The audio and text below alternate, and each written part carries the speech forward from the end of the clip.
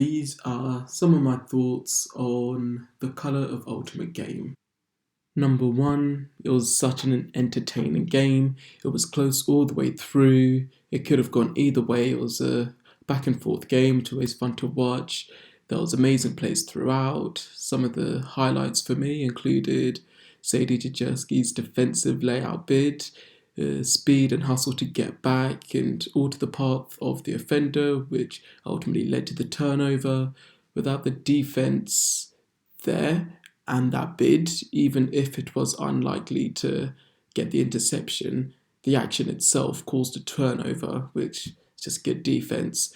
Kudos to the offender for having great spatial awareness and body control, respect of the rules and the opponent to make the effort to bid around the defender instead of trying to take the direct path to the disc and through the defender.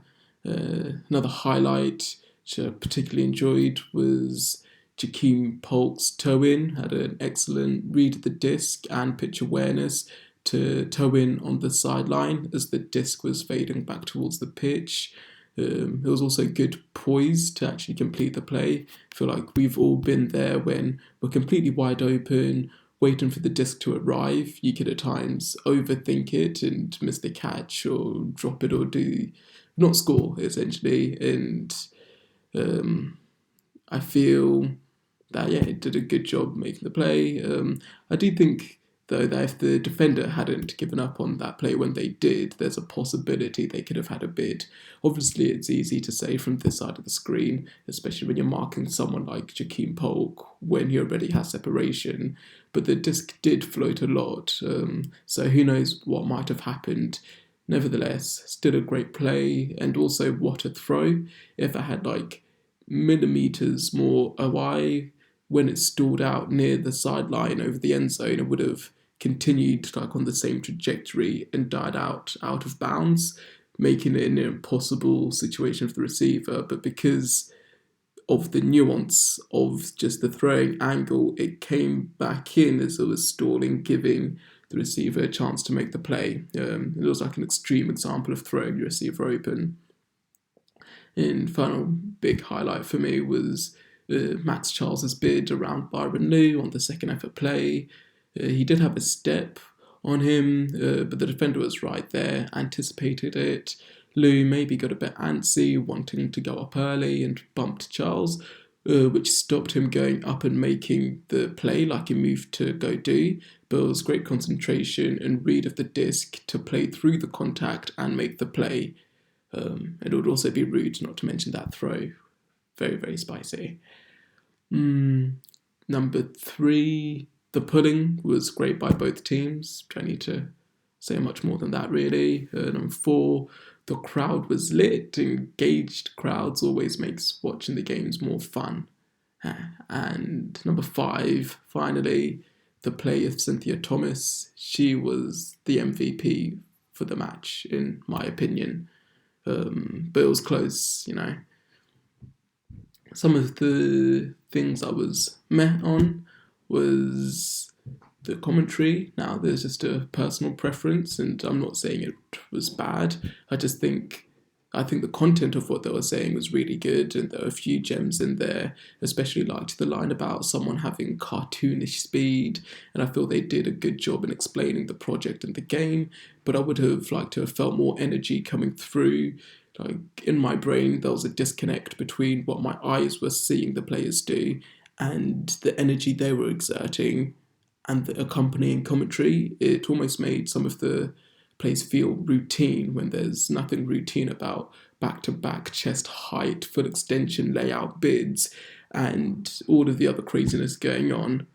So yeah, there was just like energy of the commentators, and also this was like extremely nitpicky, and probably even noticed it because I had watched the Colour of Ultimate documentary earlier that day, and in it, Delrico Johnson's talking about his experiences of the Ultimate media tending to label his plays merely as athletic feats and not those of intelligence. But one thing that like bothers me that it still happens.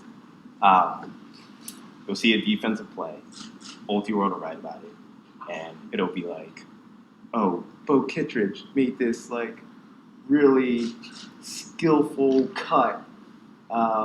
Whoever got like this really like made a smart play, and then like when it's us, it's oh they got that D because they're quick, like they're athletic, and it's like I can make this. I'm a smart defender.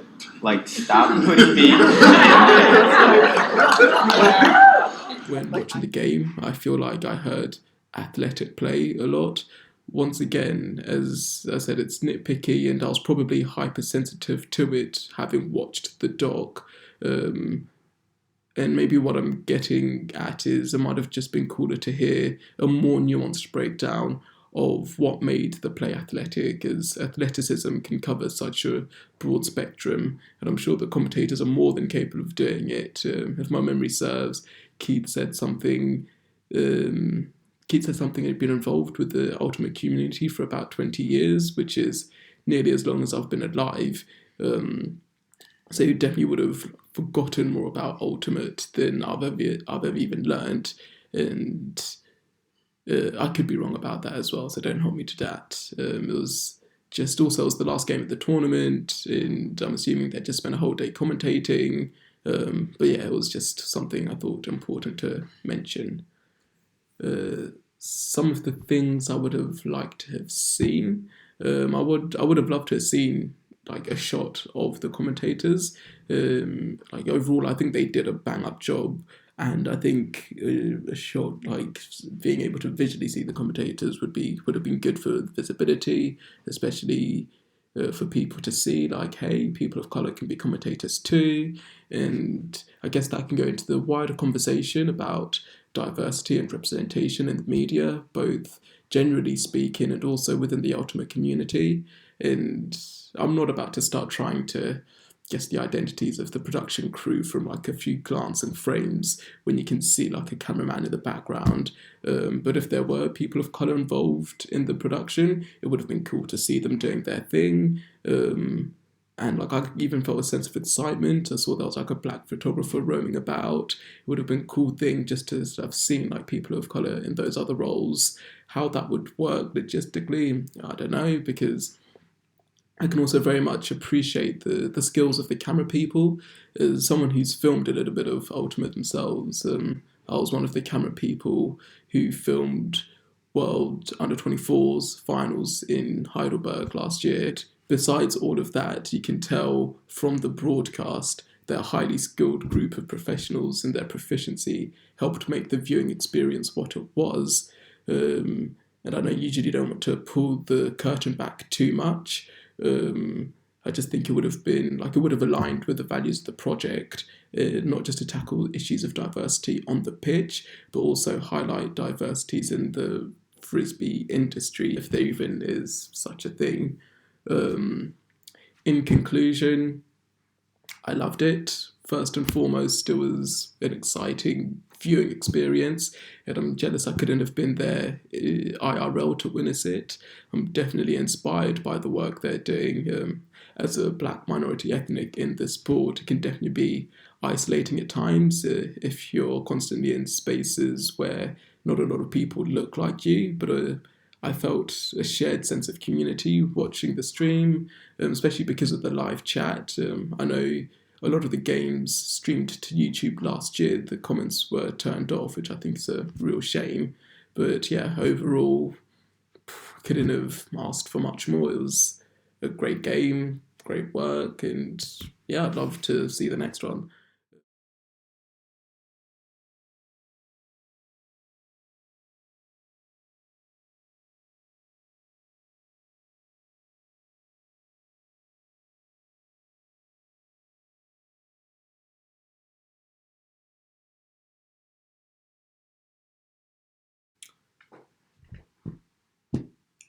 Hey guys,